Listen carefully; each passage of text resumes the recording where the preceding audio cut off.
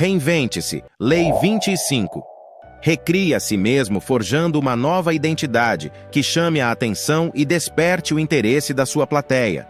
Seja o arquiteto da sua imagem e nunca deixe que os outros a definam por você. Saiba usar artifícios do teatro em seus gestos, discursos e ações públicas. Seja dramático. Agindo assim, o seu poder se fortalecerá e o seu personagem parecerá maior do que a realidade. A lei observada. Em algum momento na década de 1920, o escritor alemão Bertolt Brecht se converteu ao comunismo. A partir daí, suas peças, ensaios e poemas refletiam o seu fervor revolucionário e, em geral, ele tentava declarar a sua ideologia da forma mais clara possível. Quando Hitler subiu ao poder na Alemanha, Brecht e seus colegas comunistas eram homens marcados. Ele tinha muitos amigos nos Estados Unidos, americanos que simpatizavam com suas crenças, assim como colegas intelectuais alemães que tinham fugido de Hitler. Em 1941, por conseguinte, Brecht emigrou para os Estados Unidos, estabelecendo-se em Los Angeles, onde esperava ganhar a vida na indústria de filmes. Durante a Segunda Guerra Mundial, o dramaturgo alemão Bertolt Brecht estava em Hollywood, escrevendo para o cinema. Ele escreveu roteiros de filmes com tendências nitidamente anticapitalistas, mas fez pouco sucesso em Hollywood. Em 1947, depois da guerra, ele resolveu voltar para a Europa. Neste mesmo ano, entretanto, a Comissão de Atividades Anti-Americanas do Congresso dos Estados Unidos iniciou as suas investigações sobre uma suposta infiltração comunista em Hollywood. Começaram a colher informações sobre Brecht, que tinha tão abertamente defendido o marxismo, e no dia 19 de setembro de 1947, um mês antes da data planejada para deixar os Estados Unidos, ele foi intimado a se apresentar à Comissão de Atividades Anti-Americanas para responder sobre a sua suposta simpatia pelos comunistas.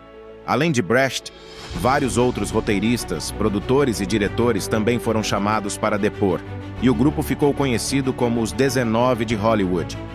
Eles planejaram humilhar os membros da comissão, contestando a sua autoridade, adotando uma atitude rebelde e muito emocional, com abordagem de confronto, argumentando que suas atividades eram inconstitucionais. Mesmo que essa estratégia significasse todos serem presos, eles acreditavam que compensava, pois daria publicidade para a causa. Mas Brecht discordou, foi mais sensato. Ele perguntou: de que adiantava bancar os mártires e conquistar um pouquinho da simpatia do público se com isso eles perderiam a possibilidade de, futuramente, encenar suas peças e vender seus roteiros? Ele tinha certeza de que todos eram mais inteligentes do que os membros da comissão. Por que se rebaixar ao nível do adversário discutindo com ele? Por que não passar, sutilmente, a perna no adversário fingindo, encenando, recriando a própria imagem? Os 19 de Hollywood escutaram o que Brecht tinha a dizer, mas mantiveram o seu plano, deixando-o livre para fazer o que quisesse. A comissão finalmente intimou Brecht a comparecer no dia 30 de outubro. Esperavam que ele agisse como os outros do grupo dos 19 de Hollywood que haviam prestado declarações antes dele.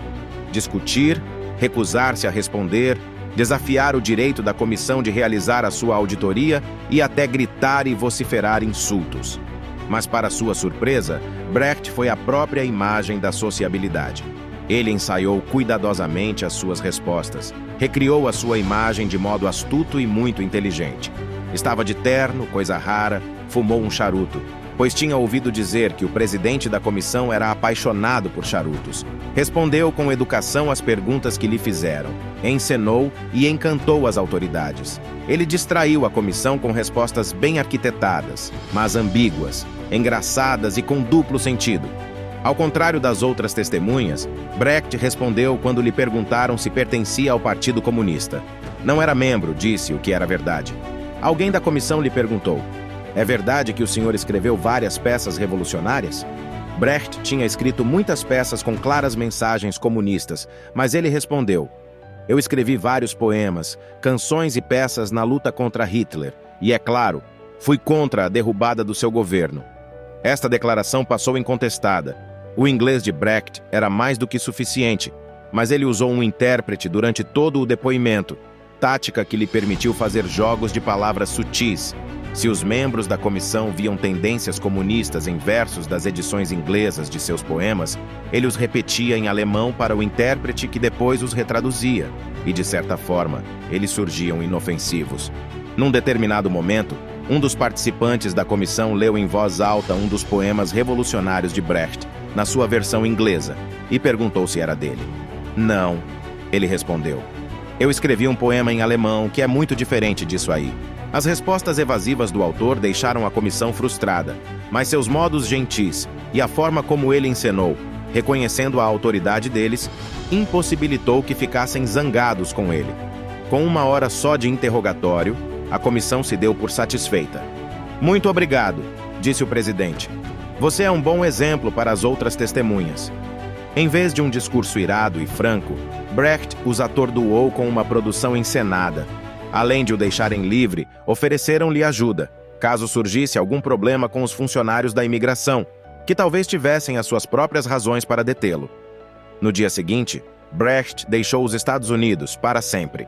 A abordagem contestadora dos 19 de Hollywood despertou muita simpatia, e anos depois eles conseguiram, de certa forma, se vingar através da opinião pública.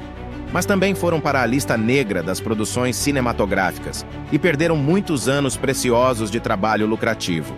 Brecht, por outro lado, manifestou o seu desagrado diante da comissão de forma mais indireta.